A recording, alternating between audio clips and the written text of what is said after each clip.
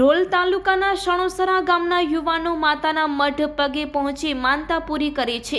દર વર્ષે સણોસરા ગામના યુવાનો 15 થી 20 ગામના વડીલ યુવાનો પગપાળા આવીને માનતા પૂરી કરે છે। ત્યારે સાંભળીએ યુવાન રામદેવસિંહ જાડેજાના શબ્દોમાં, ક્ષત્રિય યુવાનોમાં આશાપુરા દર્શન કરવા દર વર્ષે સણોસરા ગામથી પગપાળા આવે છે।